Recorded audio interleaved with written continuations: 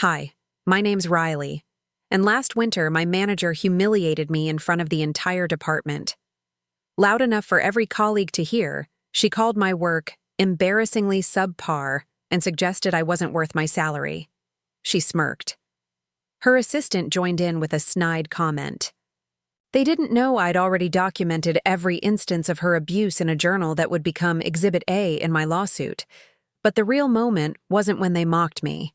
It was when the CEO walked in, stopped everything, and announced my project. Had just secured the biggest client in company history. My manager couldn't even lift her eyes. They tried to break me, but what if the person they tormented was the one holding the key to their undoing?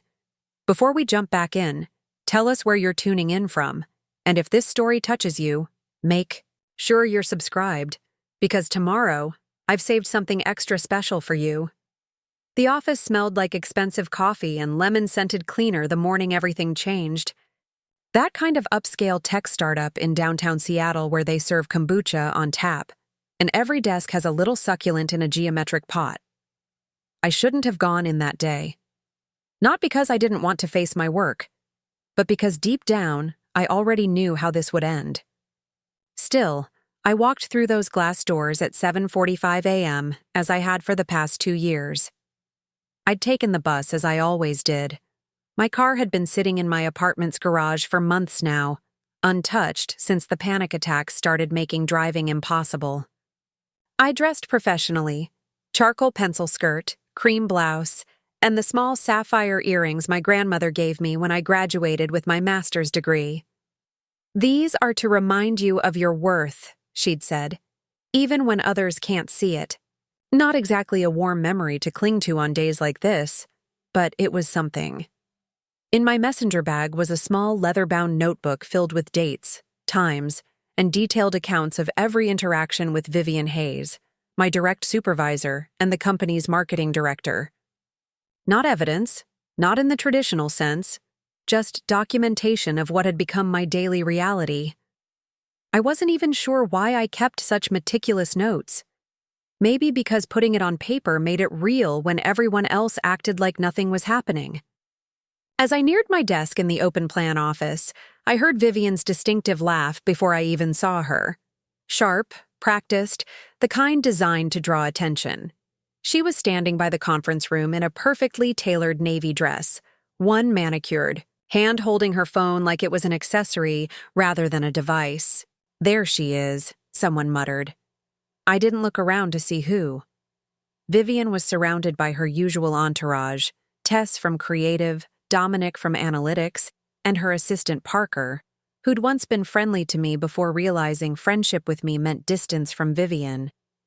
They glanced my way as I settled at my desk, their conversation dropping to whispers before erupting in poorly concealed laughter. I opened my laptop, trying to focus on the client presentation due that afternoon.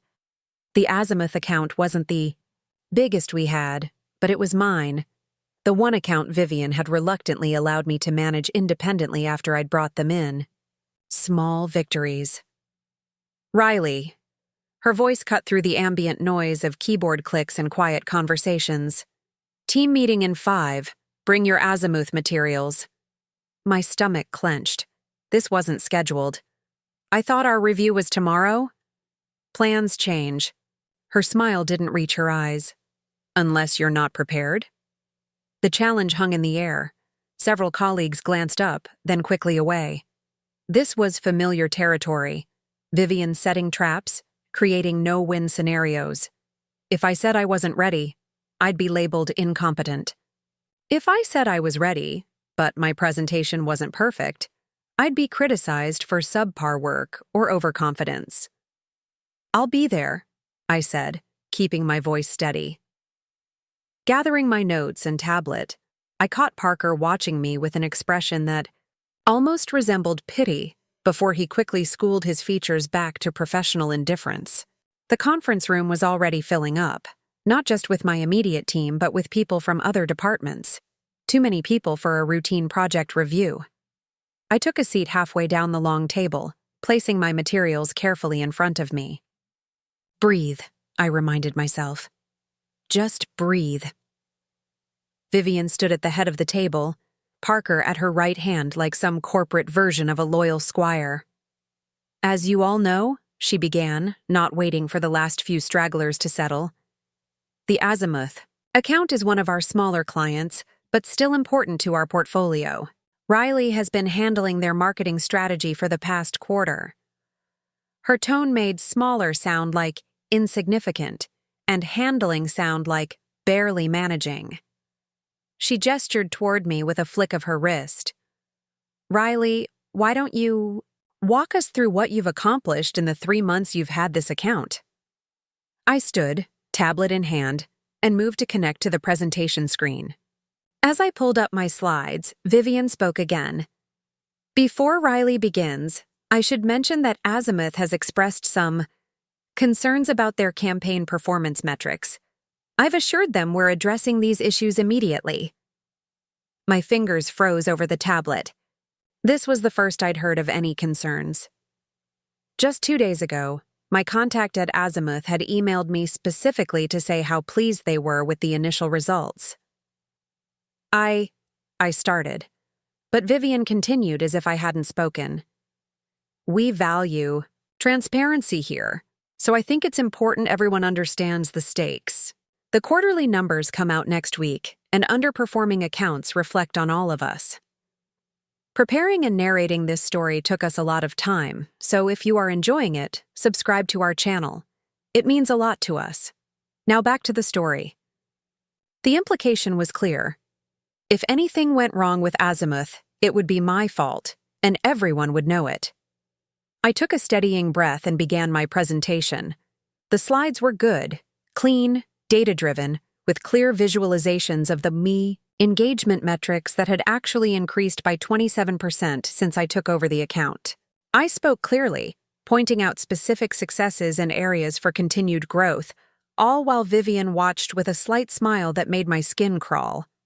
When I finished, there was a moment of silence, then a few nods from colleagues who seemed genuinely impressed. Before anyone could comment, Vivian tapped her pen against her notepad. "Interesting approach, Riley. Very creative. But I'm concerned about these engagement figures. They seem rather optimistic compared to industry standards." I blinked. "They're pulled directly from our analytics platform. I can show you the raw data if—" "That won't be necessary," she cut in. "I've already reviewed it with Dominic. We feel there may be some irregularities in how you're interpreting the results." Dominic, who hadn't spoken to me about any data concerns, suddenly became very interested in his laptop screen. "I'm not sure what irregularities you're referring to," I said, fighting to keep my voice level. "The metrics are standardized across all our accounts." Vivian's smile widened fractionally. "Perhaps that's the problem. Azimuth requires a more nuanced approach.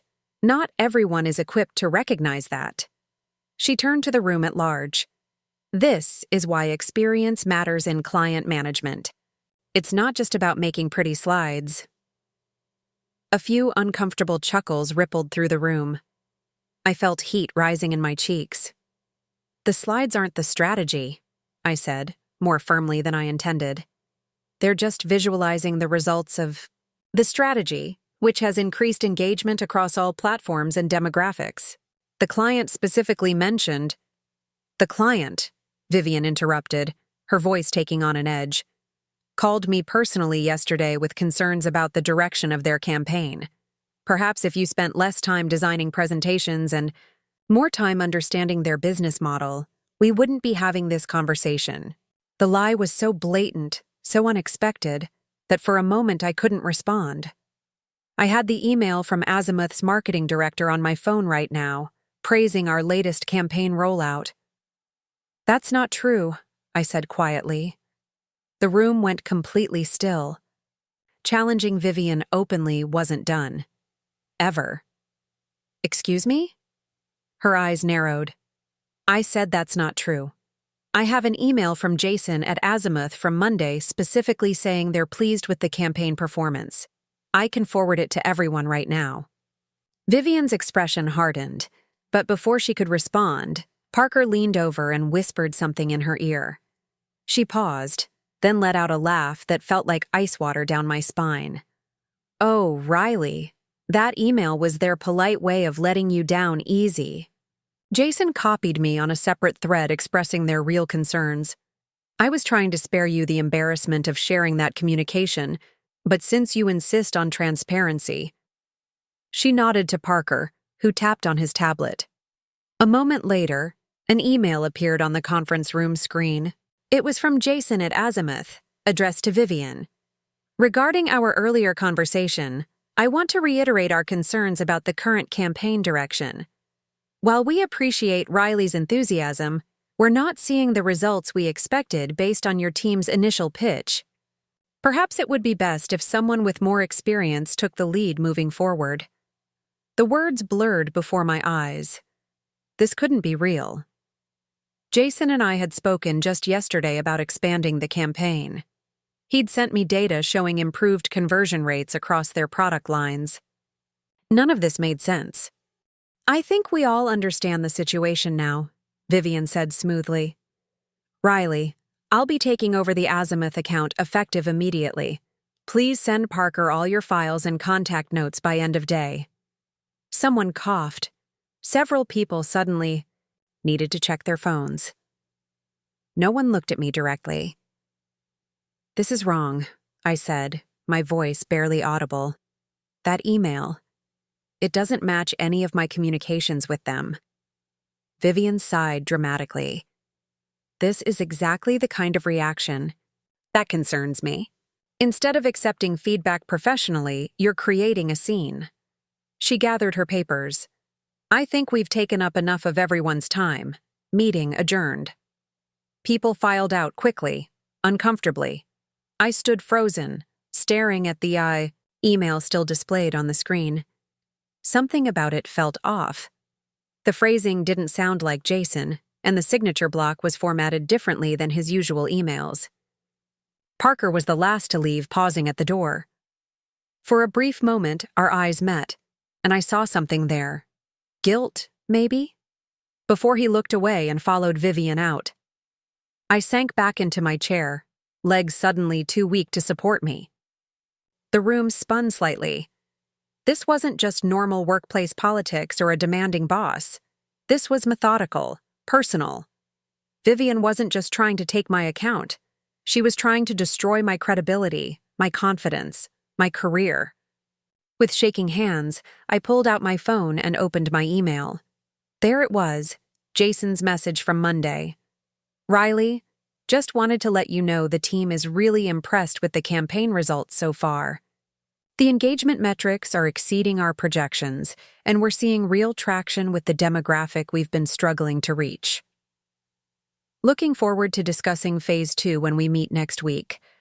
I forwarded it to my personal email, then took a screenshot for good measure. Something told me I might need it later. By the time I returned to my desk, the whispers had already started.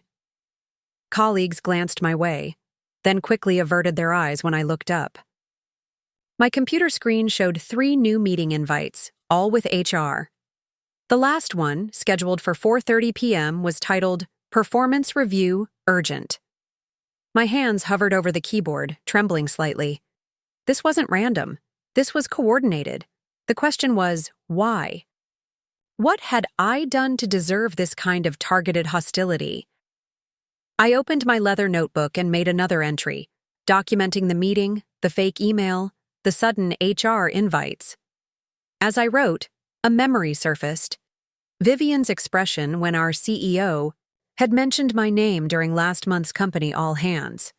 He'd called out my marketing campaign for Zenith Tech as exactly the kind of innovative thinking that sets us apart. Vivian's smile had frozen in place, her eyes turning cold as the CEO continued praising work she'd had nothing to do with. Was that it? Simple jealousy? It seemed too petty, too small for this level of orchestrated sabotage. My phone buzzed with a text from Maya, my former colleague who'd left the company 6 months earlier. Hey, you okay? Dominic just messaged me about some drama in the Azimuth meeting. I stared at the screen, unsure how to even begin explaining. Before I could respond, another text came through. Call me when you can. There's something you should know about Vivian. I glanced at the time, 11:47 a.m. My first HR meeting wasn't until 1 p.m. I grabbed my phone and jacket and headed for the elevator. I needed air, space, and answers, in that order. The Seattle drizzle felt refreshing after the suffocating tension of the office. I walked 2 blocks to a small coffee shop Maya and I used to frequent, ordered a chai latte I probably wouldn't drink, and found a quiet corner table. My hand still trembled slightly as I dialed her number. "Riley," she answered immediately. "Are you somewhere private?" "Coffee shop down the street. What's going on, Maya?" She sighed heavily. "I've been debating whether to tell you this since I left. Honestly, I was afraid you wouldn't believe me, or that it would make things worse for you somehow." "Make what worse?" "The situation with Vivian." She paused. "You're not the first person she's targeted like this. Before you, it was me. And before me, it was a woman named Eliza Winters." I gripped my phone tighter. "What do you mean, targeted?" "The same pattern. Undermining your work, isolating you from colleagues, manufacturing evidence of poor performance. It's her playbook, Riley. I should have warned you sooner, but I signed that ridiculous NDA when I left and—" She trailed off. "Wait, you signed an NDA specifically about Vivian?" This was getting stranger by the minute. "Not explicitly about her. It was worded as a general non-disparagement clause, but the HR director made it very clear that discussing internal management conflicts would be considered a violation. They paid me 3 months' salary as severance, way more than company policy stipulated. At the time, I just wanted out. I was having panic attacks, couldn't sleep. The money seemed worth my silence." My stomach dropped. "What happened to Eliza?" Maya went quiet for a moment. "She had a breakdown, public, messy. They escorted her out of the building. Last I heard, she was still struggling to find work in the industry. Vivian made sure word got around that she was unstable." I thought about the HR meetings waiting for me back at the office. The knot in my chest tightened. "Why?" I asked. "Why would Vivian do this? What does she gain?" "That's the question. I couldn't figure out until after I left," Maya said. "It took some digging, but I found the pattern. Riley, she only targets women who threaten her position. Women with skills or connections she doesn't have. Women who get recognition she thinks should be hers. Like the CEO praising my campaign last month. Like bringing in Azimuth as a new client when Vivian had failed to secure them previously. The pieces were starting to fit together." "There's more," Maya continued. "I started documenting everything toward the end. The gaslighting, the sabotage, the lies. After I left, I contacted Eliza. She had documentation too. We were building a case, thinking about taking it to the board, but we were both too afraid of career suicide. The NDA money helped me pay rent while I found a new job, and eventually, I just moved on. I thought about my leather notebook, filled with 2 years of detailed notes. I've been documenting everything too." "You have?" Maya sounded surprised, then relieved. "Good. That's really good, Riley. Because here's what I couldn't tell you while you still worked with me. Vivian's not just cruel. She's dangerous. And she's protected somehow. 2 formal complaints were filed against her before I left. Both disappeared from HR records. Both complainants eventually left the company." My latte sat untouched, growing cold. Outside, the drizzle had turned to a steady rain, blurring the world beyond the window. Somewhere in that gray haze was my office, where 3 HR meetings awaited me. Meetings that suddenly felt like carefully laid traps. "What should I do, Maya? I have HR meetings. All afternoon. Are they part of this?" HR reports to operations. Operations is headed by Garrett Reynolds. Garrett and Vivian have been friends since college. She paused. But the CEO, Alan Blackwood, he's different. He's only been with the company 18 months, brought in by the board. He's not part of the old guard. If anyone might listen, it's him. I checked the time, 12:37 p.m. My first HR meeting was in 23 minutes. I can't just walk into the CEO's office and accuse a director of systematic harassment, I said. No, Maya agreed, but you can be prepared for what's coming. They're going to try to make you doubt yourself. They'll have documentation that looks official but doesn't match reality. They might even have statements from colleagues who are too afraid to contradict Vivian. Like that fake email from Azimuth, I murmured. Exactly. Riley, listen to me. Whatever happens in those meetings today, don't sign anything. Don't agree to anything. Just say you need time to review any documents they present. Buy yourself time. I took a deep breath, feeling something shift inside me. The trembling in my hands had stopped. In its place was something steadier, something like resolve. Thank you, Maya, for telling me, for validating that I'm not imagining this. You're not imagining it, and Riley, you're not alone anymore. Eliza and I, we'll back you up if it comes to that. After hanging up, I sat for a few more minutes watching the rain. The fear was still there, but it had transformed into something more focused, more purposeful. I gathered my things, left my untouched latte on the table, and stepped back into the rain. The walk back to the office gave me time to think, to plan. By the time I reached the lobby, I had made a decision. I wouldn't be attending those HR meetings, not without preparation, not on their terms. Instead, I took the elevator to the executive floor. My access key shouldn't have worked there, but for some reason, the light flashed green. The doors opened to a quiet, plush-carpeted hallway lined with glass-walled offices. At the end was a corner office with a nameplate that read, Alan Blackwood, Chief Executive Officer. His assistant looked up in surprise as I approached. Can I help you? I need to speak with Mr. Blackwood. It's urgent. She frowned slightly. He's preparing for the Dartmouth presentation. He has a car waiting in 20 minutes. Please, I said, my voice steadier than I expected. It's about the integrity of the company. I wouldn't be here if it wasn't critical. Something in my expression must have conveyed the gravity of the situation. She hesitated, then pressed her intercom. Mr. Blackwood, She looked at me questioningly. Riley Jensen, marketing team. Riley Jensen from marketing is here.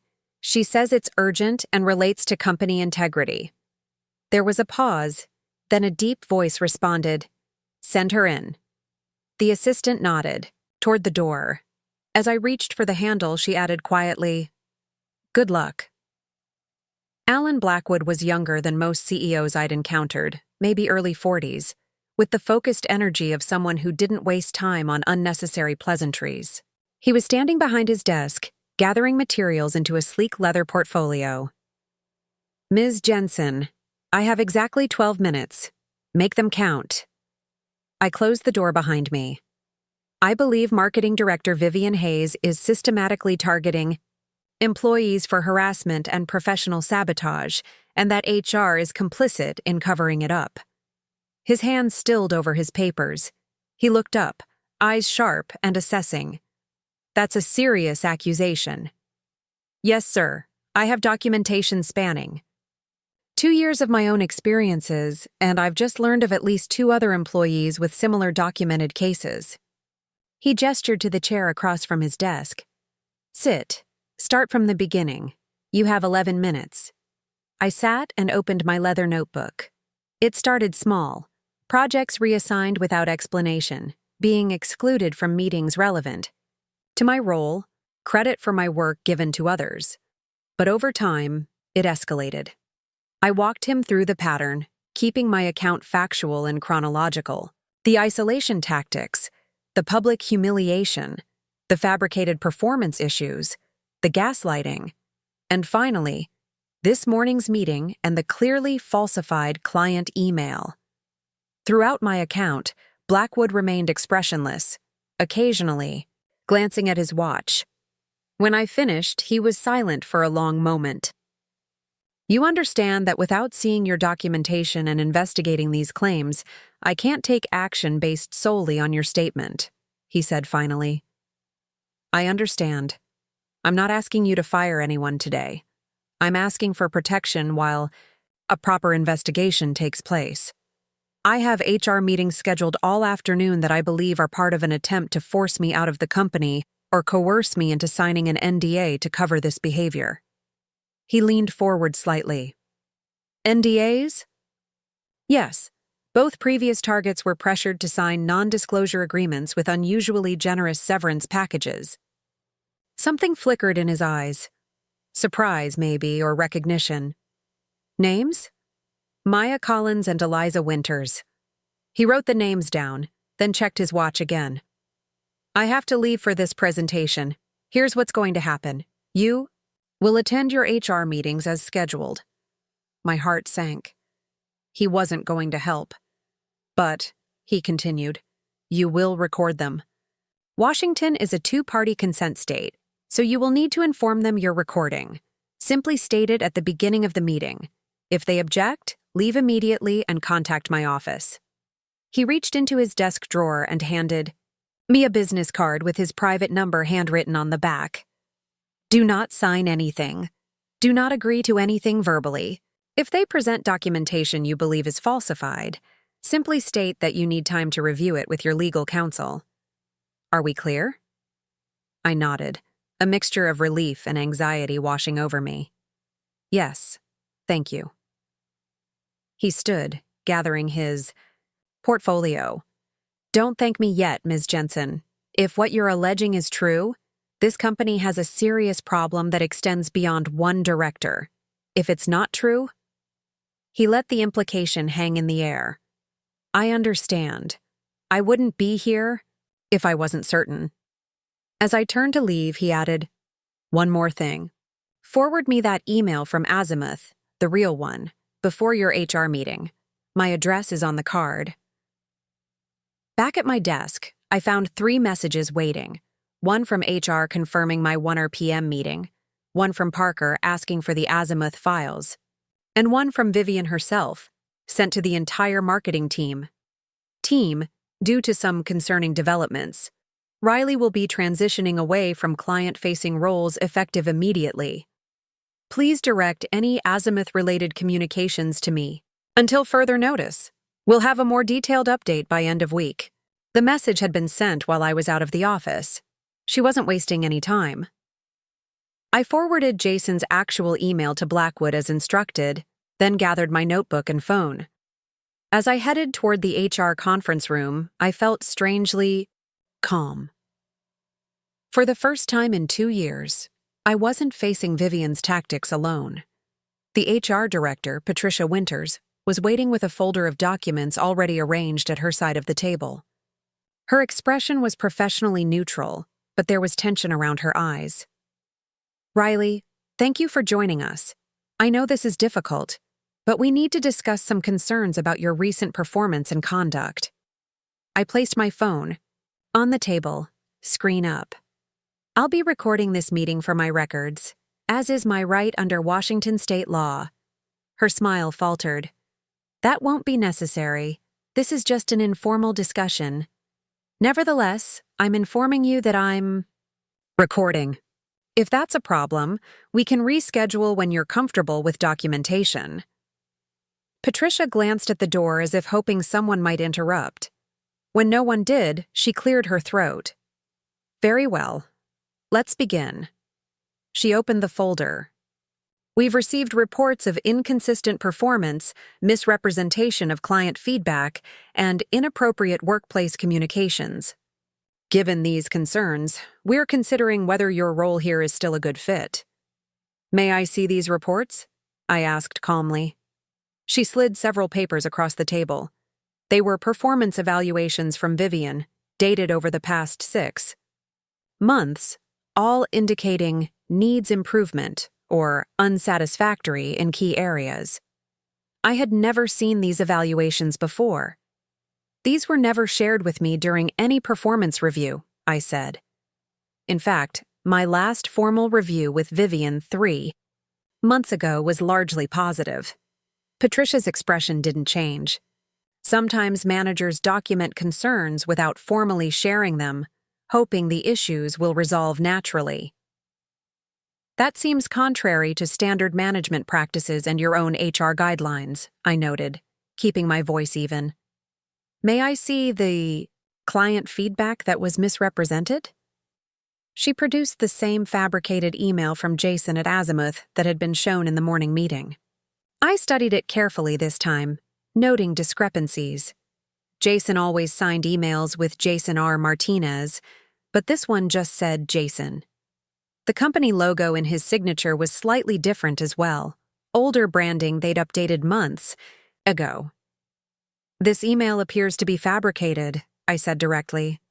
I have communication from Jason Martinez as recently as Monday that contradicts this entirely.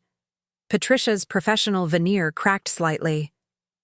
Are you accusing the company of falsifying documents? I'm stating a fact. This email does not match authentic communications from this client. I've already forwarded the actual email from Jason to appropriate parties for verification. The mention of appropriate parties seemed to unsettle her. She shuffled her papers, pulling out another document. Riley, we're prepared to offer you a generous severance package in exchange for your resignation.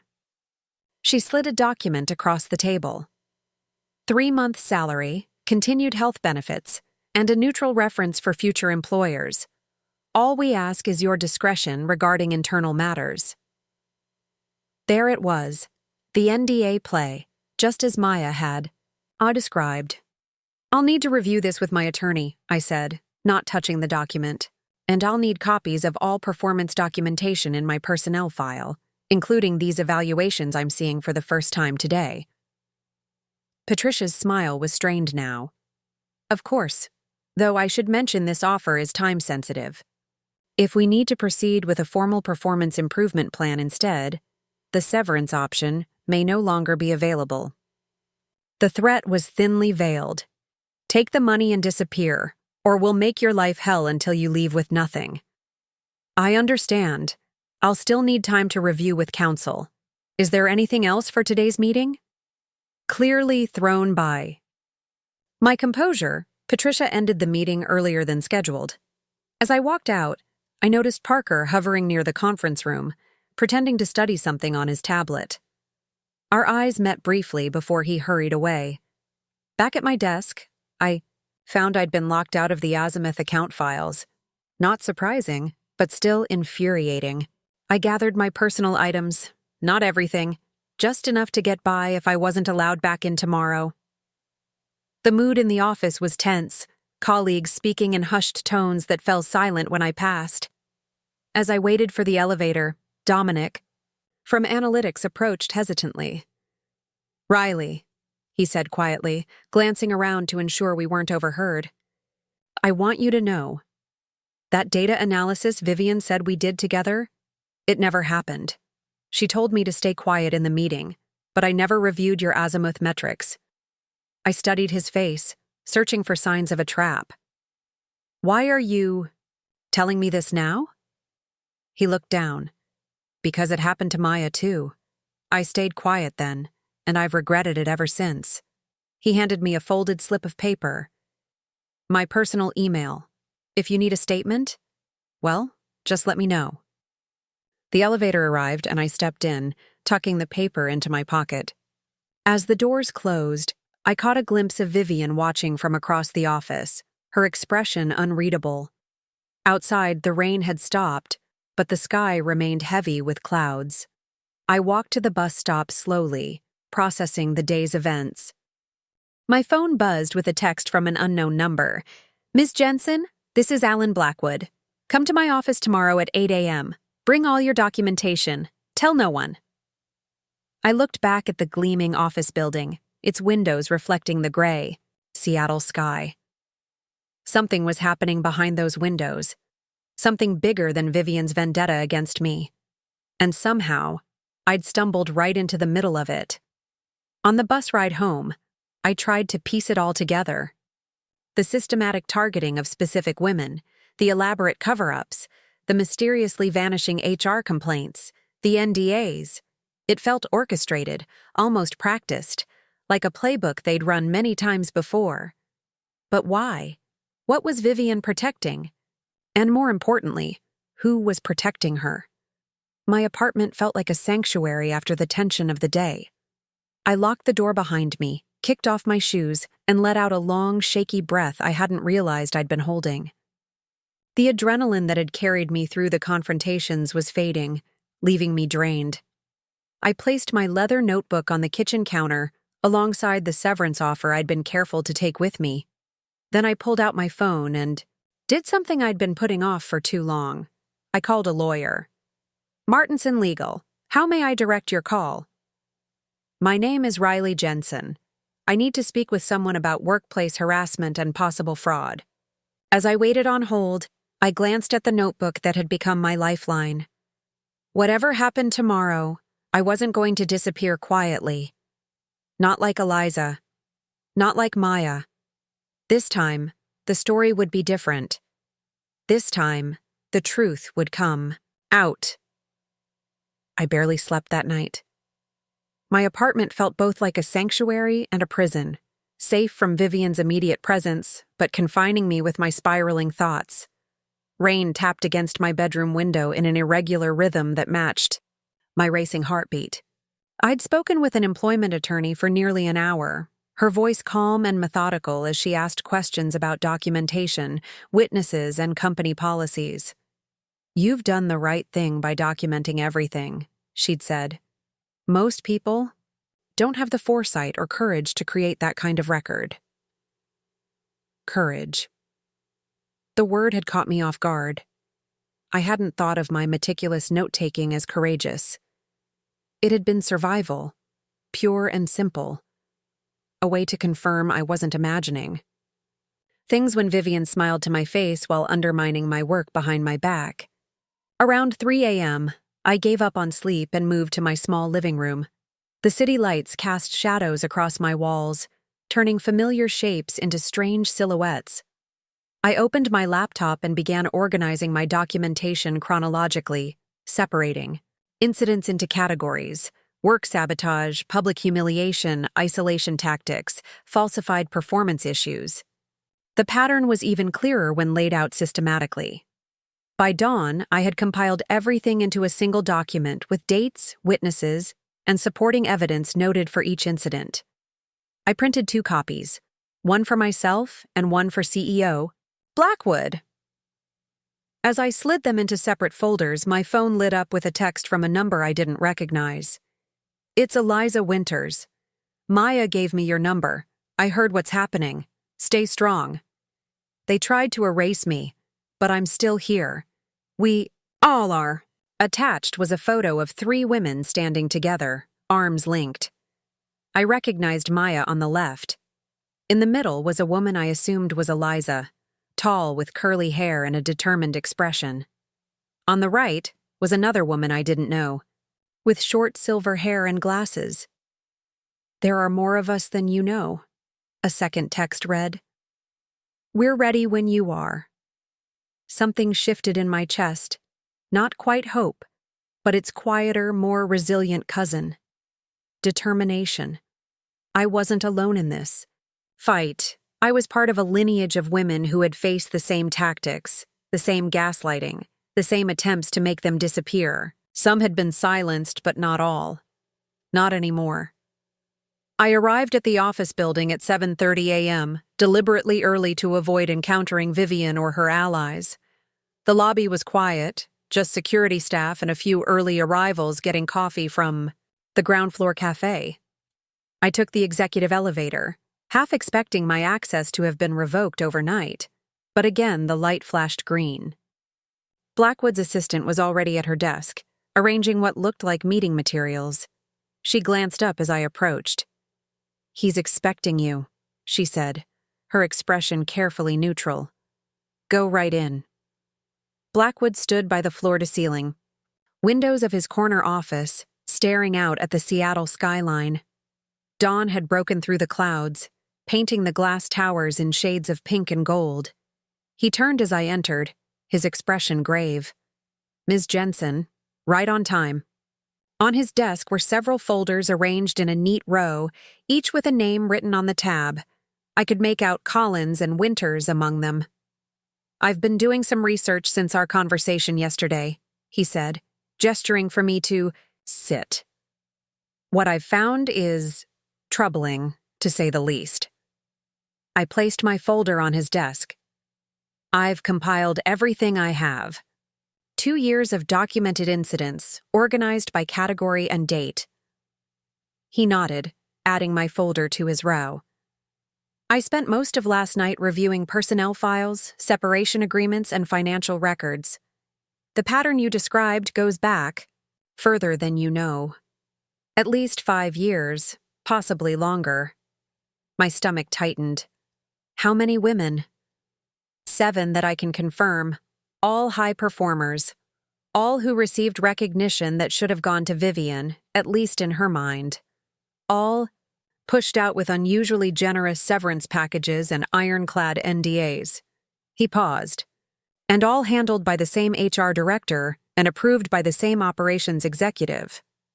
"Patricia Winters and Garrett Reynolds," I said. "Yes.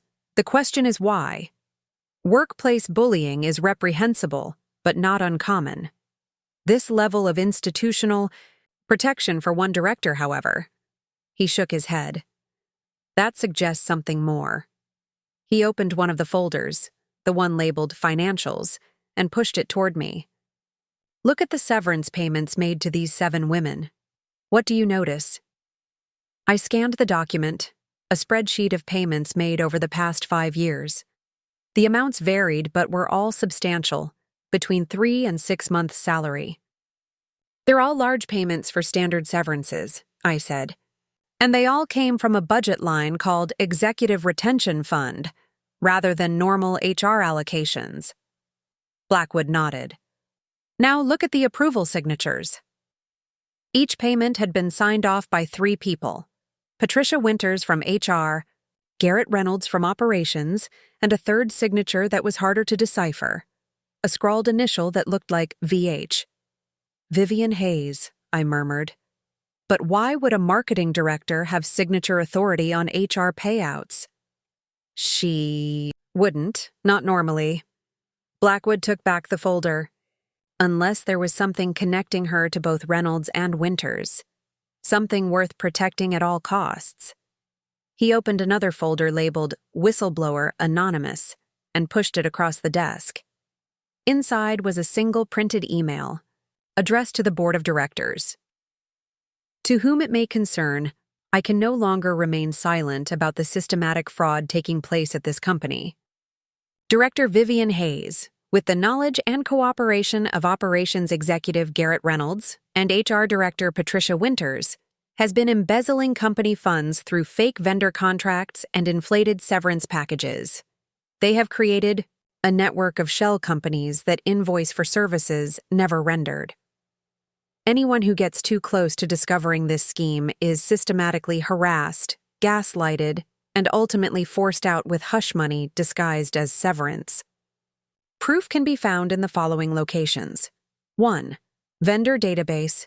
Search for Prismatic Solutions, Azura Consulting, and Helix Creative. 2. Executive Retention Fund accounting records. 3. Severance agreements signed between 2020-2025 I am remaining. Anonymous for fear of retaliation, but I cannot watch this corruption continue. The email was dated 3 weeks ago." "Did you write this?" Blackwood asked, his voice carefully neutral. "No," I said honestly. "I had no idea about any of this until right now." He studied my face for a moment, then nodded. "I believe you." This came directly to the board chair, who shared it with me yesterday after our conversation. The timing seemed too coincidental to ignore.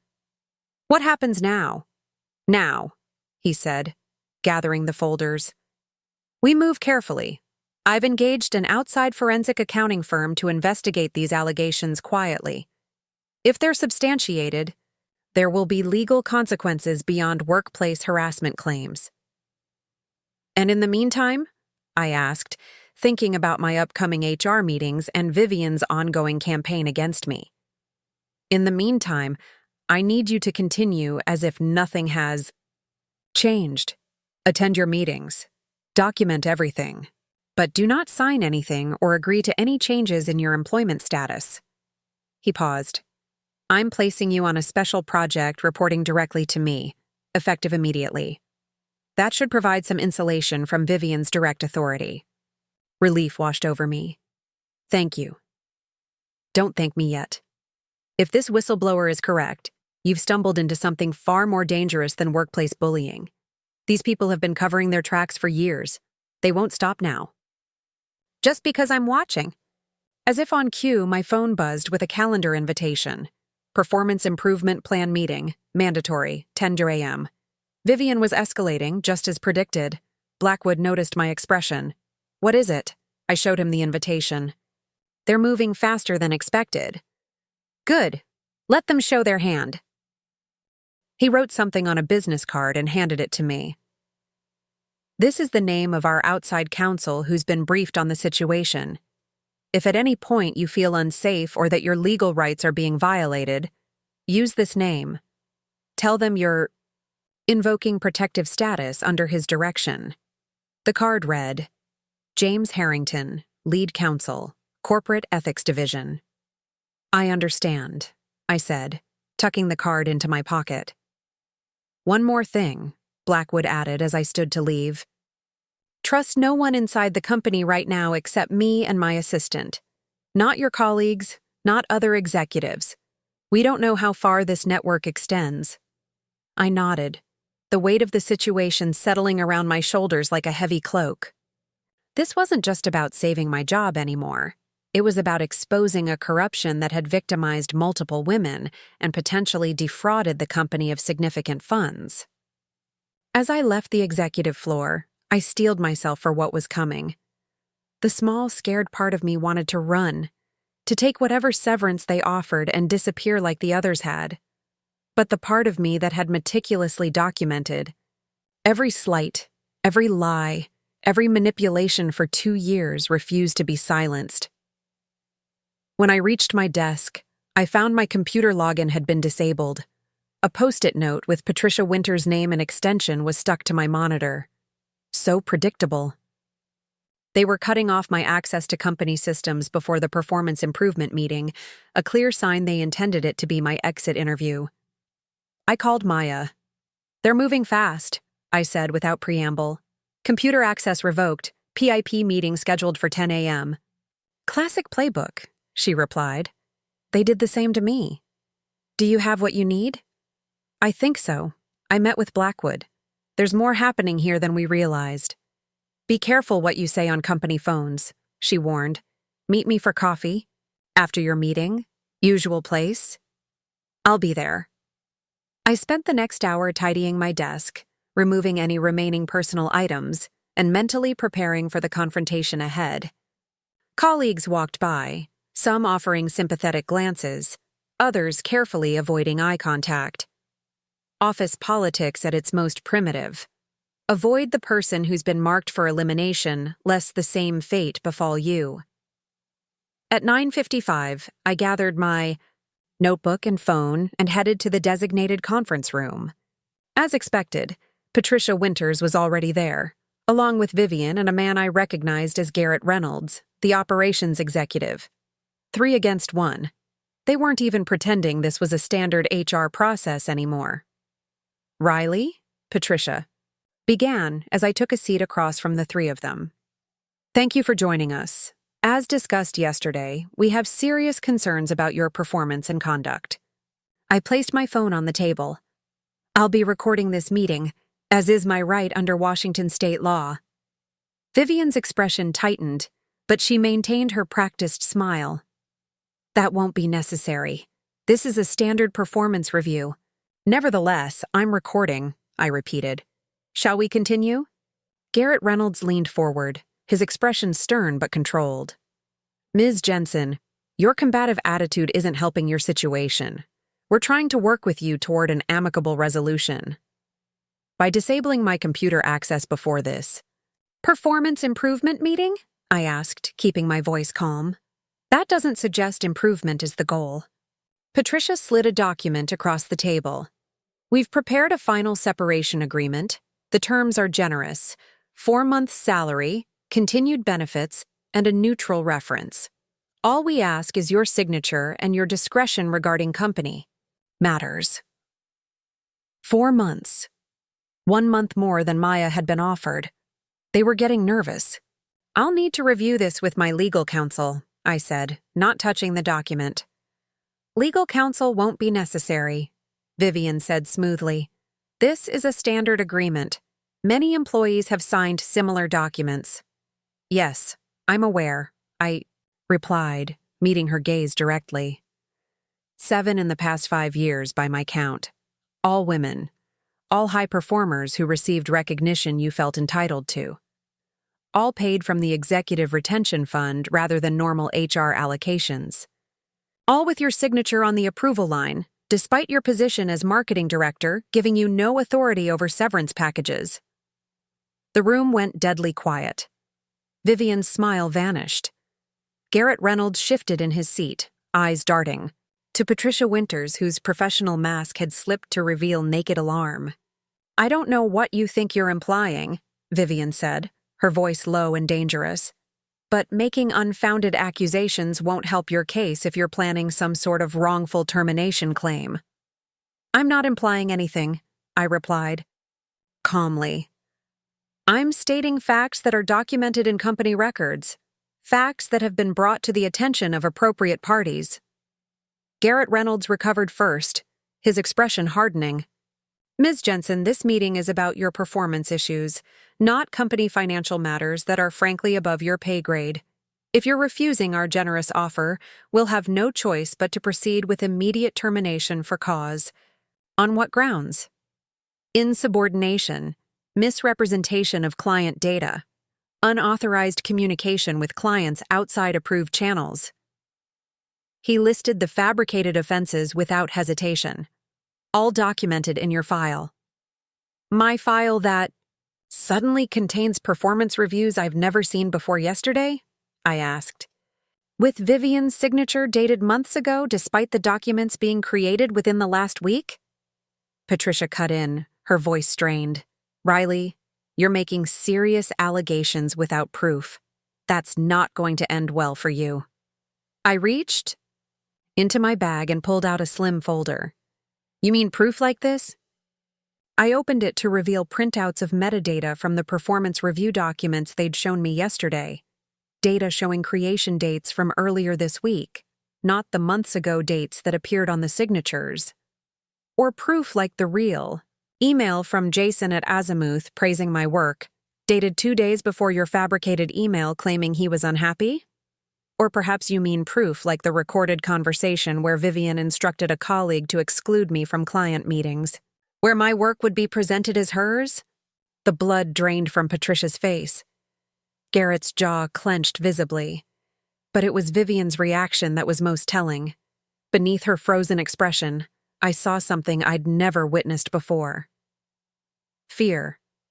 Where did you get these? She demanded, abandoning all pretense of professionalism. That's not relevant, I replied. What matters is that they exist, along with 2 years of meticulously documented incidents showing a pattern of targeted harassment, sabotage, and now apparent financial impropriety. I stood, gathering my things. I'll be taking this separation agreement to review with my attorney, James Harrington of Corporate Ethics Division. I believe you know the name?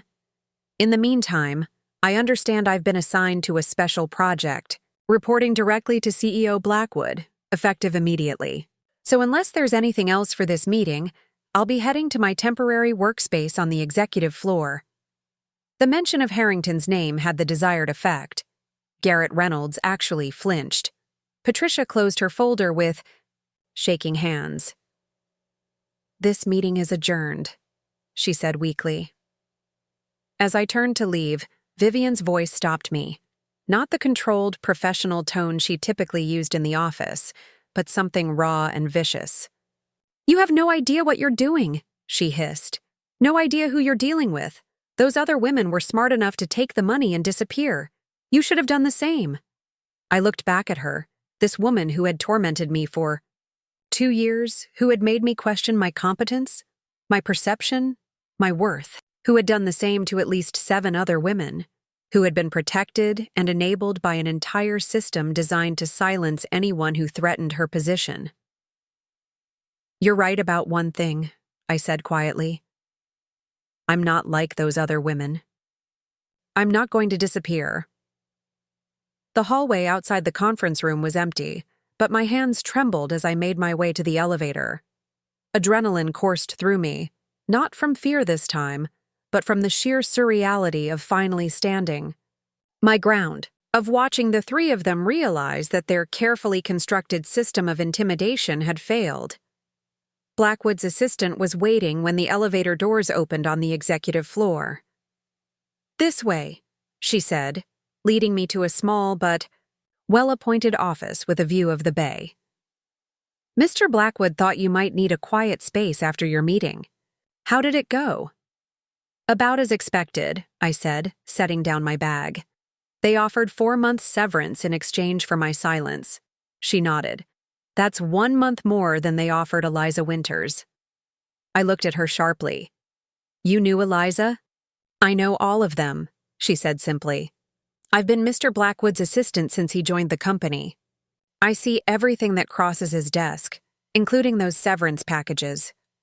I was the one who flagged the pattern for him 3 weeks ago." Realization dawned. "You sent the whistleblower email." She neither confirmed nor denied it, just smiled. Slightly. "Mr. Blackwood asked me to get you set up with temporary access credentials. You'll have limited system access. Enough to do basic work, but not enough to raise flags if they're monitoring. He also suggested you take the rest of the day to consult with legal counsel. The forensic auditors will need your statement." I sank into the office chair, suddenly exhausted. "What happens now?" "Now the real work begins," she said. "The audit, the investigation, the depositions. It won't be quick and it won't be easy." She paused at the door. "But this time, they won't be able to make it disappear." After she left, I sat in silence for several minutes, watching ferries cross the slate-gray water of Puget Sound.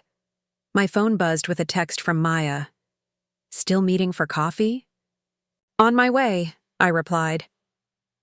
The coffee shop was busier than the day before, filled with the midday rush of office workers seeking caffeine and a brief escape from their desks. Maya had claimed a corner table, and as I approached, I saw she wasn't alone. Eliza Winters sat beside her, along with the silver-haired woman from the photo. "Riley," Maya said, standing to hug me. "This is Eliza, and this is Dr. Judith Werner. She was Vivian's first target, back when she joined the company." Dr. Werner extended her hand. "I've been waiting 5 years to meet another woman who didn't take the money and run." Over the next hour, we shared our stories. The similarities were striking, the pattern unmistakable. Vivian's tactics hadn't changed much over the years, just become more refined, more efficiently cruel. "I always thought I was alone," Eliza said, stirring her tea absently. "That I was the only one who couldn't handle a demanding boss. That's how they framed it in the exit interviews, like I was too fragile for the corporate world." "They told me the same thing," Dr. Werner nodded. "Called it a personality conflict. Said my communication style wasn't a good fit for the team culture. Never mind that I'd been there 3 years before Vivian arrived, with nothing but positive reviews. They know exactly how to make you doubt yourself," Maya added. "How to isolate you so you have no allies, no witnesses. How to make your reality seem like the delusion."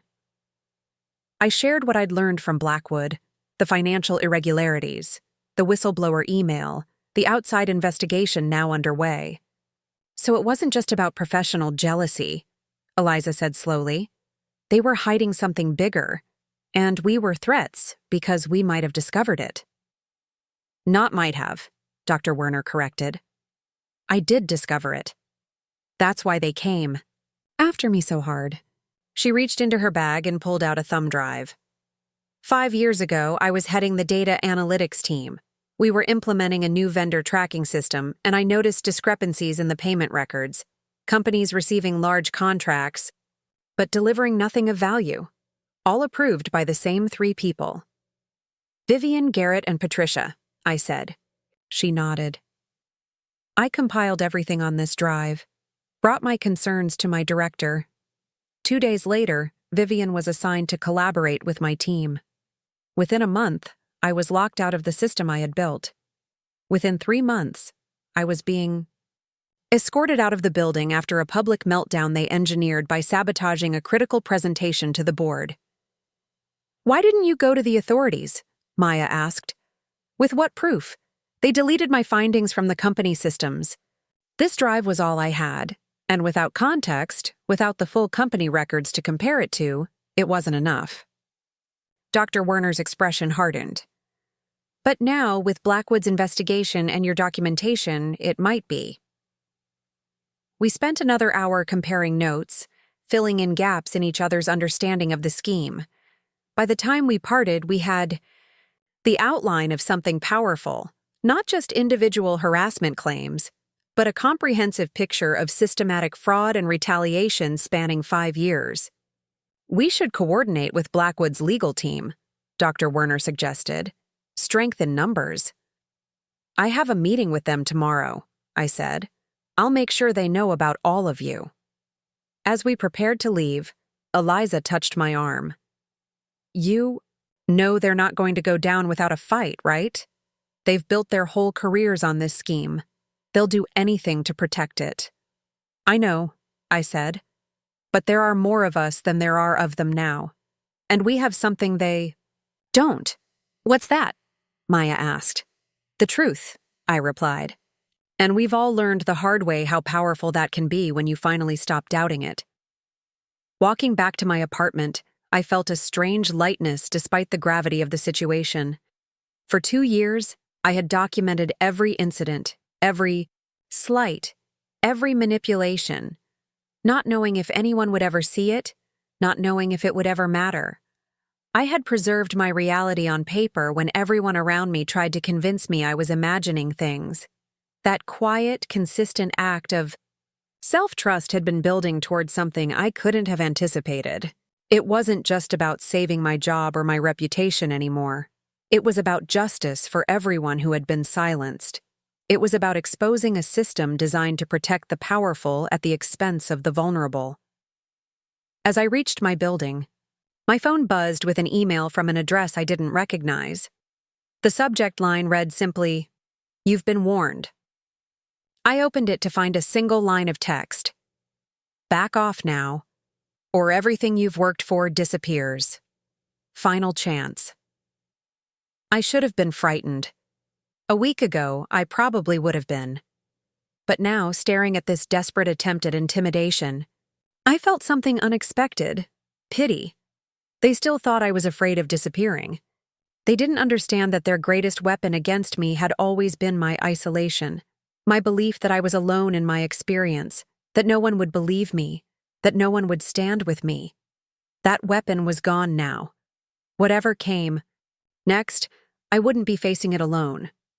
I forwarded the email to Blackwood and my attorney, then sent a group text to Maya, Eliza, and Dr. Werner. They're getting desperate. Just got a threat. Stay vigilant. The responses came quickly. Attached to Maya's text was a new photo. Not just the 4 of us now, but nearly a dozen women standing together. A silent army of the supposedly erased. I saved the image, then opened my leather notebook to make a new entry. At the top of the page, I wrote a single sentence. The next morning dawned with a clarity I hadn't experienced in months. For the first time since Vivian's campaign against me began, I wasn't second-guessing myself or bracing for the next attack. The knowledge that I wasn't alone, that there were others who had faced the same tactics and survived, had transformed something fundamental inside me. I dressed with deliberate care, a structured charcoal suit I'd barely worn, a deep blue blouse that brought out my eyes, and my grandmother's sapphire earrings. Not armor exactly, but a reminder of my own worth as I prepared to face whatever came next. The email threat from the night before hadn't shaken me as much as it should have. Instead, it confirmed what I already suspected. Vivian, Garrett, and Patricia were panicking. Their carefully constructed system of intimidation and silencing was beginning to crack, and they knew it. As I gathered my documentation for the meeting with the legal team, my phone rang. The screen showed an unknown number. "Riley Jensen speaking," I answered cautiously. "Ms. Jensen, this is James Harrington." The voice was deep and measured, the outside counsel Blackwood had mentioned. "I understand we're meeting at 10 a.m., but something has come up that you should be aware of before you arrive at the office." I sat down, suddenly alert. "What's happened?" "There was an incident last night. Someone accessed the company's secure server room and attempted to delete financial records dating back 5 years. The attempt triggered security protocols and was ultimately unsuccessful, but it's a significant escalation." "Do they know who did it?" "Security cameras were disabled, but the system logged the access card used. It belonged to Patricia Winters." I exhaled slowly. "They're destroying evidence." "Trying to," he corrected, "and not succeeding. The forensic team already had backups of everything, and this attempt only strengthens our case." He paused. "But it means they're getting desperate, which makes them dangerous. CEO Blackwood has arranged for you to enter through the building's private garage this morning to avoid the main lobby. A security team will meet you there at 9:30. The implications weren't lost on me. "You think they might try to prevent me from attending the meeting?" "I think we can't be too careful when dealing with people who have millions of dollars and their freedom at stake," Harrington replied. "This isn't just workplace bullying anymore, Ms. Jensen. This is potential criminal activity." After hanging up, I sat motionless for several minutes, processing this shift in stakes. What had started as documenting a toxic manager's behavior had evolved into exposing what appeared to be years of systematic fraud. The notebook sitting on my coffee table, the one I'd kept meticulously for 2 years, now seemed both vitally important and strangely inadequate for what lay ahead. My phone buzzed with a text from Maya. "Coffee before your meeting? Safety in numbers." 20 minutes later, I was sliding into a booth at a cafe 3 blocks from my apartment. Maya and Eliza were already there, along with Dr. Werner and 2 women I didn't recognize. "Riley, this is Sophia Chen and Rebecca Torres," Dr. Werner said. Sophia was in finance until 2021. Rebecca was in client relations until 2022. "Vivian's 4th and 5th targets," Sophia said with a grim smile. "Or at least, the 4th and 5th that we know of." I shook their hands, still adjusting to the reality that our small group kept growing, that each woman represented a career derailed, a reputation damaged, a life disrupted by the same systematic campaign of bullying and gaslighting. "Have you heard what happened last night?" I asked, keeping my voice low despite the bustling cafe. Dr. Werner nodded. "Blackwood's assistant called me this morning.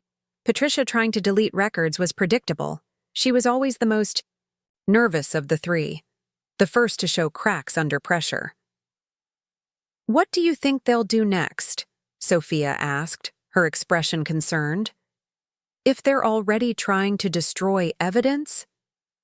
"They'll try to discredit us," Rebecca said firmly. "That's always been their playbook. When intimidation fails, they attack credibility. They'll dig through our histories, looking for anything they can use to paint us as unreliable, unstable, or untrustworthy." "They've already started," Eliza said, sliding her phone across the table. On the screen was an email from a former colleague. "Heads up, HR is asking weird questions about your time here. Wanting to know if you ever had emotional outbursts or conflicts with leadership. Feels like a witch hunt. Thought you should know."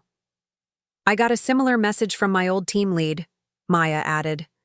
"They're building a narrative that we were all problem employees who couldn't handle feedback. They're trying to isolate our cases and make it look like the common denominator is us, not them. I thought about the meticulous documentation in my leather notebook, the dates, the witnesses, the pattern that emerged when viewed comprehensively. That's why we need to present a united front, not just our individual experiences, but the systematic nature of what they did. The pattern that becomes undeniable when our stories are placed side by side. Dr. Werner checked her watch. It's nearly 9:30. You should head to your meeting. We'll reconvene afterward to compare notes. The women surrounded me as we left the cafe, a protective formation that wasn't planned but emerged naturally, solidarity made physical. As we approached the office building, a black SUV pulled alongside us, window rolling down to reveal Blackwood's assistant. "Change of plans," she said. "The meeting's been moved off-site.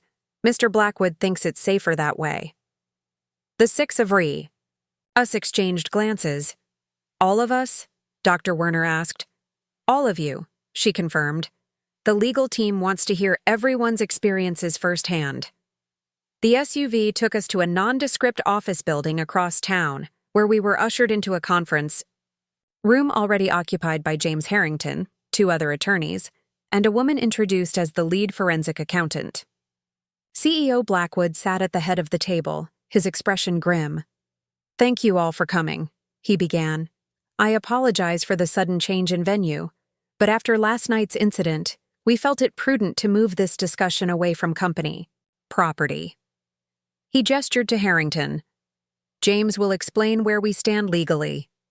Harrington opened a folder before him. "Based on the documentation provided by Ms. Jensen and the preliminary findings of our forensic audit, we have substantial evidence of three distinct but related issues: workplace harassment, financial fraud, and corporate conspiracy." He outlined what they'd uncovered so far. A network of shell companies created to invoice for services never rendered, fabricated performance reviews used to justify forcing out employees who might discover the scheme, and a systematic use of NDAs and severance packages to silence potential whistleblowers. The total amount diverted over 5 years appears to exceed $4 million, the forensic accountant added, split primarily between Hayes, Reynolds, and Winters, with smaller amounts to several lower-level accomplices we're still identifying. "What happens next?" I asked. "We're preparing to turn our findings over to the Securities and Exchange Commission and the Department of Justice," Harrington replied. "This level of fraud in a publicly traded company falls under federal jurisdiction. But before we do that, we need comprehensive statements from each of you, not just about the harassment you experienced, but any direct knowledge of financial irregularities you may have witnessed." For the next 3 hours, each woman shared her story. The patterns were striking, not just in how Vivian targeted us, but in which projects we were excluded from, which records we were denied access to, which meetings were suddenly closed to us. What had seemed like personal vindictiveness now revealed itself as strategic protection of their fraudulent scheme. When my turn came, I shared everything, from the earliest subtle undermining of my work to the fabricated emails and performance reviews. I detailed each time I'd been removed from projects that involved financial oversight or vendor relationships. Each time Vivian had intercepted client communications that might have revealed discrepancies in billing or deliverables. "There's something else," I added, pulling out my phone. "Last night I received this email threat. Given what we now know, it takes on a different meaning." Harrington studied the message, then passed it to Blackwood. "This constitutes witness intimidation. Combined with the server room incident, it demonstrates consciousness of guilt and active obstruction of justice." "We'll need to move quickly," Blackwood said. "Now that they know we're investigating, they'll accelerate their efforts to cover their tracks. The question is whether to confront them directly or to continue gathering evidence while they believe they still have time." "If I may," Dr. Werner interjected, "I believe confrontation would be a mistake. These are people who have successfully manipulated the system for years.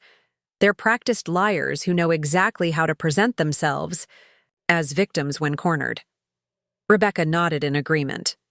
They'll claim they're being targeted by disgruntled former employees. They'll paint us as a vindictive coalition, not as independent witnesses to the same pattern of abuse and fraud. What do you suggest? Harrington asked. Let them think they're winning, I said, the idea forming as I spoke. Let them believe. Their intimidation is working, that I'm on the verge of taking the severance and disappearing like the others did. Meanwhile, we continued documenting everything, gathering evidence, building our case.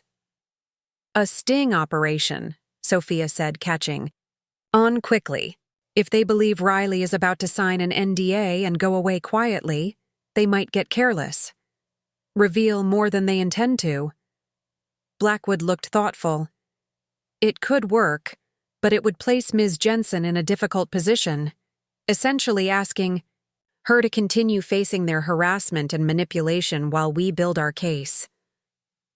All eyes turned to me. The room fell silent as I considered what they were asking. Could I willingly subject myself to more of Vivian's tactics, knowing what I now knew? Could I pretend to be breaking down under the pressure, when I finally felt stronger than I had in years? I thought about all the women who had been silenced before me, about others who might be targeted if we didn't stop this now, about that moment in the conference room when Vivian had called me a disgrace loud enough for everyone to hear, believing there would be no consequences for her cruelty. I'll do it, I said finally. But I need assurances that everything will be documented, that nothing they do during this time will actually damage my career or reputation long term. We can draw up a formal agreement, Harrington said, acknowledging that you're acting as an informant with the full knowledge and protection of the CEO and legal counsel. And I want all of us to be included in the case, I added, gesturing around the table. Not just me. Every woman whose career they damage deserves justice and restoration. Blackwood nodded. That's already my intention. This company failed each of you by allowing their behavior to continue unchecked. That will be addressed as part of any resolution.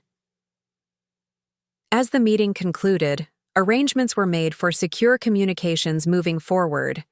Each woman was assigned a contact on the legal team, and protocols were established for sharing new information without risking detection by Vivian or her accomplices.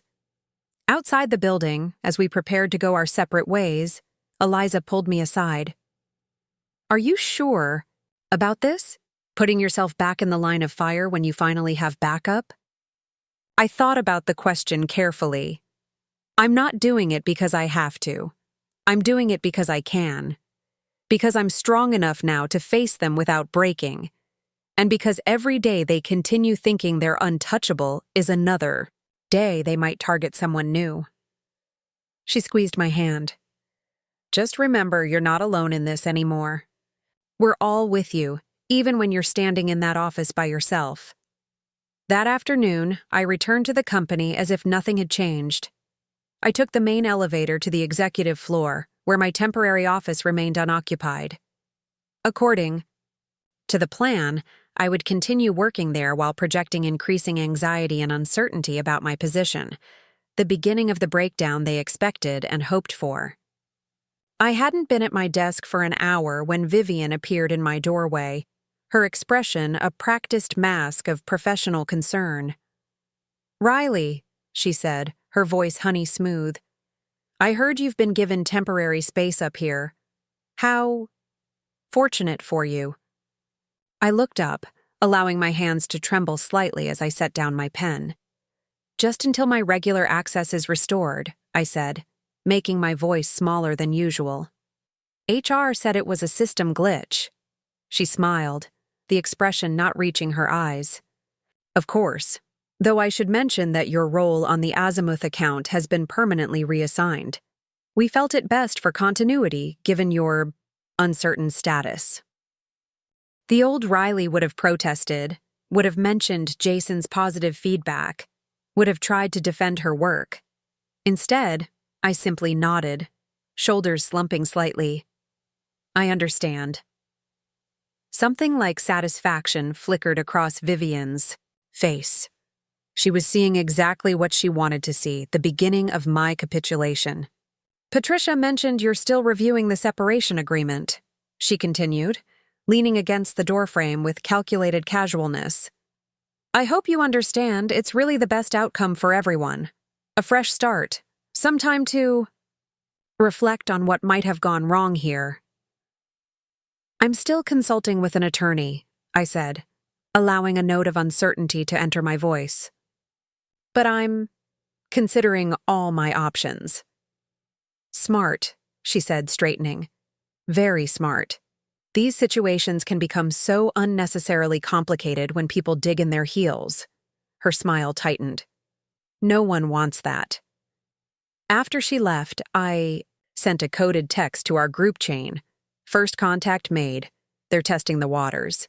Believe I'm weakening." Maya's response came quickly. "Perfect. Keep it up. Werner has a lead on one of their shell companies. Meeting tonight to discuss." That evening, we gathered at Dr. Werner's apartment, a spacious loft in Capitol Hill with sweeping views of the city.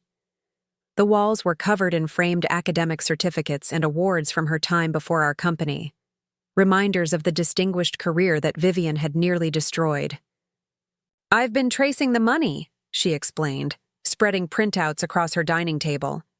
"Using Access, I still have to industry databases from my consulting work. 3 of the shell companies they created share the same registered agent, a law firm in the Cayman Islands specializing in hiding assets." "That's not unusual for shell companies," Rebecca noted. "What makes it significant?" "This firm represents only 12 clients worldwide," Dr. Werner replied. "One of them is Lawrence Hayes." "Vivian's husband?" Maya asked, surprised. "I didn't even know she was married." "Very quietly, about 7 years ago. He stays out of the spotlight, but he's a major player in private equity. Specializes in distressed company acquisitions." Dr. Werner tapped another document.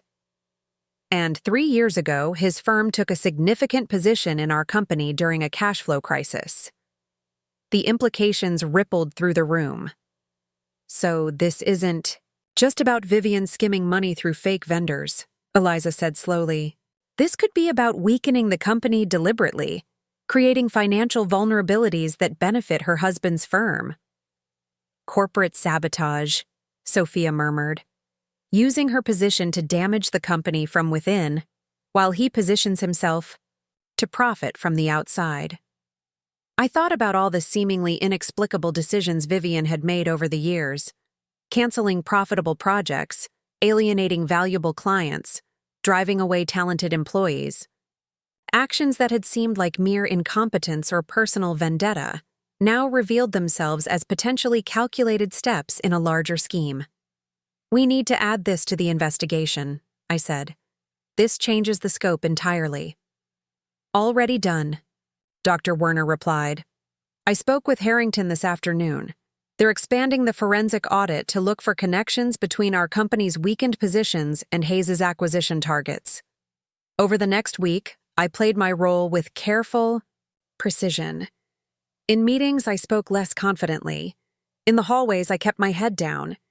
When Patricia from HR happened to encounter me in the break room, I mentioned that my attorney had finally reviewed the separation agreement and had a few minor concerns, but thought we could find a path forward. The trap was being set, and they were walking into it willingly, believing they had broken me as they had broken others before me. Meanwhile, our coalition grew stronger. 2 more women came forward, one still at the company, one who had left years earlier. Each brought new pieces to the puzzle, new evidence of the scheme that had claimed so many careers. 10 days into the operation, Blackwood called me to his office after hours. "The forensic team has finished their preliminary report," he said without preamble. "It's worse than we thought." He slid a document across his desk, a summary of findings that made my breath catch. Not just vendor fraud and harassment, but evidence suggesting Vivian and Garrett had deliberately sabotaged major client relationships, tanked promising projects, and driven away top talent. all while Lawrence Hayes's firm quietly acquired stock during the resulting dips in company value. They weren't just stealing from the company, Blackwood said gravely. They were systematically weakening it for takeover. The harassment campaign against you and the others wasn't just about protecting their fraud. It was about removing anyone competent enough to prevent the company's decline. When do we move? I asked. Tomorrow, he replied. The SEC has been briefed. Federal agents will serve warrants in the morning. I wanted you to know first, so you can be prepared. What should I do? Come to work as usual. Act normal. When they arrive, stay in your office until someone comes for you. Your safety is my primary concern. That night, I couldn't sleep. Not from fear, but from a strange, electric anticipation. After 2 years of documenting every slight, every lie, every manipulation, after months of doubting my own perception and worth, justice was finally within reach. I messaged our group, tomorrow morning, be ready. The responses came quickly, we'll be nearby, stay safe. Maya. Finally. Eliza Justice comes to those who persist. Dr. Werner, we stand. With you. Sophia, make them remember your name. Rebecca. I arrived at the office early, before most of the staff. The quiet of the nearly empty floors felt charged, as if the building itself were holding its breath. I settled at my temporary desk on the executive floor, arranging my leather. Notebook prominently, a small but significant act of defiance after so long hiding it from view. At precisely 9:15 a.m., the elevator doors opened, and 4 individuals in suits stepped out, 3 men and a woman, their expressions professionally neutral, but their purpose unmistakable. They spoke briefly with Blackwood's assistant, then disappeared into his office. 10 minutes later, another group arrived. Uniformed security personnel who positioned themselves near the elevators and stairwells. The office's usual morning bustle had begun, employees arriving with coffee cups and casual conversation, unaware of what was unfolding. At 9:45, my phone buzzed with a text from Blackwood. Stay where you are, it's happening now. Through my office window, I could see movement on the main floor. The suited individuals from earlier were now approaching Vivian's office, accompanied by building security. Even from a distance, I could see the moment she realized what was happening, her perfect posture stiffening, her practiced smile freezing in place. Words were exchanged, documents presented. Vivian's expression transformed from confusion to outrage to something like fear. Similar scenes were playing out simultaneously at Patricia's office in HR and Garrett's corner suite in operations. My phone buzzed again. They're securing their devices and files. Agents will want to speak with you within the hour. Legal counsel is en route. I watched as Vivian was escorted from her office, her face now carefully composed, but her complexion ashen. As she passed through the main floor, colleagues stopped to stare, conversations halting mid-sentence. The queen of the office, untouchable for so long, was being walked out by federal agents. Just before she reached the elevator, she looked up, somehow knowing exactly where to find me watching from above. Our eyes met across the distance. In that moment of recognition, I didn't feel triumph or vindication or even anger. What I felt was something more complex. A quiet acknowledgement that her power over me was finally, irrevocably broken. I held her gaze steadily, neither flinching nor gloating, until the elevator doors closed between us. In the hours that followed, the office descended into controlled chaos. Rumors spread. Small groups gathered in corners, whispering behind hands. HR sent a company-wide email about leadership transitions and cooperating with an external review. Blackwood called an emergency all-hands meeting for the following morning. I spent 3 hours with federal agents, walking them through my documentation, answering questions about specific incidents, identifying relevant witnesses. My attorney, provided by the company but reporting to me, not management, sat beside me throughout, ensuring my rights were protected even as I cooperated fully. By late afternoon, the initial shock had given way to a strange, suspended calm. I stood by the windows of my temporary office, watching the Seattle skyline as the day faded toward evening. 2 years of fear, doubt, and isolation were ending, not with a dramatic confrontation, but with the methodical process of justice taking its course. My phone buzzed with a message from Maya. "We're gathered at Eliza's place. Join us when you can. This day belongs to all of us." As I gathered my things to leave, Blackwood appeared in my doorway. "You did well," he said simply. "Not just today, but every day you documented what was happening when no one else would listen." "Thank you for believing me," I replied. "For investigating when others wouldn't." He shook his head slightly. "Don't thank me for doing what should have been done years ago. The system failed you and the others long before I arrived. That failure ends now." He handed me an envelope. "This is a formal retraction of all negative performance reviews in your file, along with a letter acknowledging the company's failure to address the harassment you experienced. There will be more to discuss regarding proper compensation, but that can wait for another day." I accepted the envelope, surprisingly moved by this small but significant act of institutional accountability. "What happens to the company now?" "Rebuilding," he said firmly. "Starting with a complete overhaul of HR practices and leadership culture. The board has given me full authority to make whatever changes are necessary." He paused. "I'll need people I can trust in key positions, people with integrity and resilience.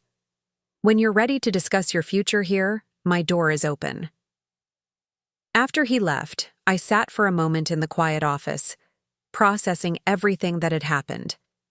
The leather notebook that had been my silent witness for 2 years lay closed on the desk, its purpose finally fulfilled. I traced its worn cover with my fingertips, thinking about the person I had been when I started documenting those first incidents. Anxious, uncertain, increasingly isolated. I had begun keeping records as an act of self-preservation, a way to hold on to reality when everyone around me tried to distort it. I hadn't known then that I was building the case that would not only reclaim my career, but help bring down a criminal conspiracy. I hadn't known that my small, daily act of bearing witness would eventually connect me to a community of women who had faced the same battles. I hadn't known that my private resistance would ultimately lead to public justice. As I tucked the notebook into my bag and prepared to join the others, I thought about all the women still facing their Vivians in offices across the country, still doubting themselves, still feeling alone, still wondering if the problem was them. I wanted to tell them what I had learned, that documentation is power, that truth persists even when no one believes it, that survival itself can be an act of revolution, and that sometimes the person they tried to erase becomes the one who finally exposes everything. I stepped into the elevator, headed down to meet the women who had become not just allies, but friends. Tomorrow would bring new challenges, statements to the press, testimony for prosecutors, the complex process of rebuilding what had been broken. But tonight was for celebration, for recognition of what we had accomplished together. As I reached the lobby, I received one final text, from Dr. Werner this time. "The story isn't over yet, but from now on, we're the ones writing it." For the first time in years, I walked out of that building without looking over my shoulder, without bracing for the next attack. The weight I had carried for so long had finally lifted. In its place was something I had almost forgotten: the lightness of moving through the world unchained from fear. The Seattle evening embraced me with gentle rain, and the glow of street lamps reflecting off wet pavement. I turned my face upward, letting the cool drops wash over me like a benediction. The breakdown they had tried so hard to engineer had never come.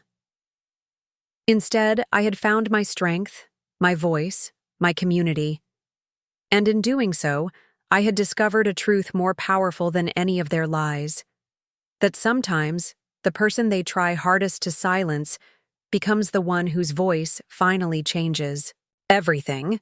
News of the arrests spread like wildfire. By morning, local business publications had picked up the story, their headlines growing more sensational by the hour. Executive fraud ring exposed at tech firm. Corporate conspiracy uncovered by whistleblower. Husband-wife team orchestrated company sabotage. The national outlets followed by afternoon, attracted by the dramatic combination of workplace bullying, financial fraud, and corporate espionage. I woke to 17 missed calls, 32 text messages, and over 50 email notifications. Maya had texted at 5 a.m. Morning news shows are requesting interviews. Call me before you talk to anyone. Our celebration at Eliza's apartment the night before had been cathartic, equal parts victory party and healing circle. We had shared stories late into the night, not just of Vivian's cruelty, but of our resilience in its wake. Dr. Werner had raised a toast. To the women they couldn't erase. The words had resonated through me like a bell, clear and true. Now, in the harsh light of morning, the reality of what came next began to take shape. This wasn't just about our small circle anymore. The story had broken open, exposing not just Vivian's behavior, but an entire system that had enabled and protected her for years. I showered and dressed carefully, choosing a structured blue dress that projected confidence without aggression. Today would be about navigating the public side of justice, something none of us had prepared for. As I waited for my coffee to brew, a text came through from CEO Blackwood. Office closed today except for essential personnel. All hands meeting moved to virtual format at 10 a.m. Your presence requested but not required. Your choice. The consideration behind that last line, acknowledging my right to step back from the spotlight, wasn't lost on me. For 2 years, my choices had been systematically removed, my agency undermined at every turn. Now, the simple act of being given a choice felt profound. My phone rang, Maya calling as promised. "Have you seen the news?" she asked without preamble. "Just the headlines. How bad is it?" "Not bad, just big. Bigger than we expected." The Lawrence Hayes connection turned this from a local corporate fraud story into national news. His firm has stakes in dozens of companies. The SEC is looking into whether this was a pattern repeated elsewhere. I sipped my coffee, trying to process the expanding implications. What are they saying about us, about the harassment? That's why I'm calling. So far, no names have been released. We're all just former employees or whistleblowers. But reporters are digging. They'll find us eventually. We need to decide. Do we step forward on our terms, or wait until they come to us? It was a question I hadn't considered. Part of me wanted to retreat from the public eye, to process everything privately. But another part recognized the power of telling our story openly, of transforming from anonymous victims into women with names, faces, and voices. "Let me call the others," I said. "This decision affects all of us." Within an hour, we had convened an emergency video call. The faces on my screen formed a mosaic of determination and apprehension, 7 women whose careers had been damaged or derailed by the same systematic campaign of bullying and sabotage. "I think we should speak out," Eliza said firmly. "Not individually, but together. Present a united front that can't be dismissed or minimized." "There are risks," Rebecca cautioned. "Once we attach our names to this story publicly, it becomes part of our professional identity forever. Every future employer, every colleague will know." "They'll know we stood up to corruption," Dr. Werner countered. "That we had the courage to expose wrongdoing even at personal cost. I'd rather be known for that than be invisible." The discussion continued, weighing the potential costs and benefits of public testimony. In the end, the decision wasn't unanimous, but it was clear. 5 of us would speak publicly, while 2 preferred to remain in the background, supporting but unnamed. "Whatever happens," Maya said as the call concluded, "we do this together. No one faces the cameras alone." I joined the company's virtual all-hands meeting at 10 a.m., observing silently as Blackwood addressed over 300 employees. His message was direct. 3 senior leaders had been arrested for financial crimes and conspiracy. An interim leadership team was being assembled.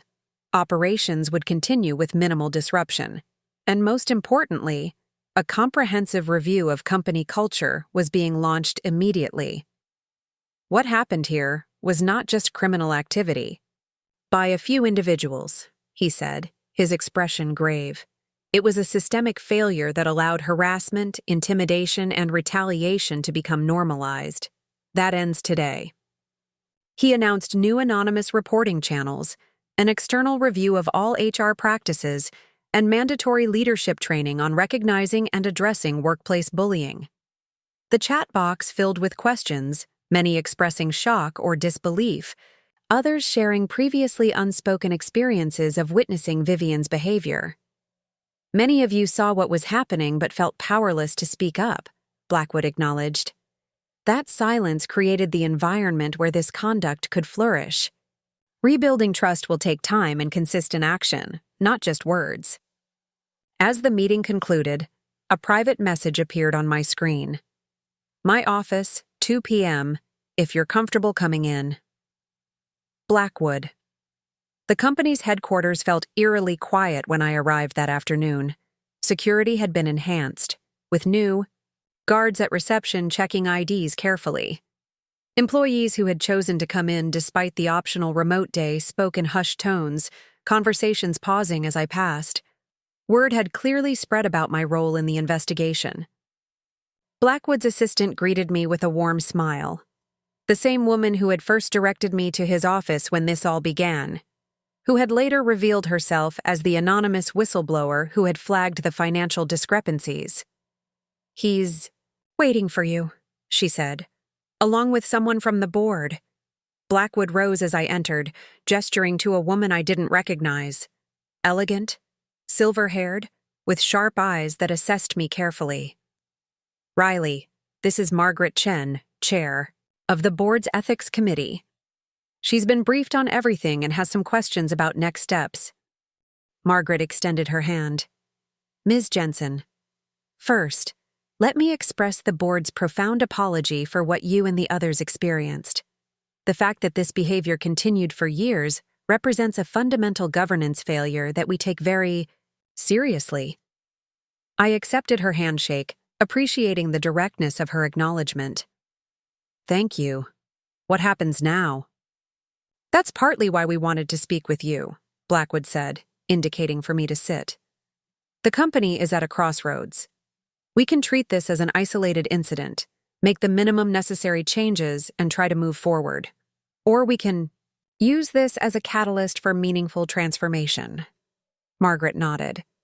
"The board is prepared to authorize substantial resources for the latter approach, but we need insight from those most affected, you and the other women who came forward." "What exactly are you asking of us?" I inquired, cautious about being used for corporate image rehabilitation. "Consultation," Blackwood replied. "Not as employees or former employees, but as paid advisors with real authority to help reshape our workplace culture, reporting structures, and accountability mechanisms. We're establishing an independent oversight committee," Margaret elaborated, "with direct reporting lines to the board, bypassing executive management entirely. We'd like you and your colleagues to consider serving on it." The proposal was unexpected. After years of being marginalized and silenced, we were being invited to help redesign the very systems that had failed us. The potential for meaningful change was significant, but so was the responsibility. "I can't speak for the others," I said carefully, "but I'm open to discussing it, with conditions." "Name them," Margaret said simply. "Complete autonomy. Real authority to implement changes, not just make recommendations. Public acknowledgement of the harm done, and restoration for every woman affected. Not just financial compensation, but career rehabilitation. References, networking support, whatever each woman needs to rebuild what was damaged. Up next, you've got 2 more standout stories right on your screen. If this one hit the mark, you won't want to pass these up. Just click and check them out. And don't forget to subscribe. And turn on the notification bell so you don't miss any upload from us.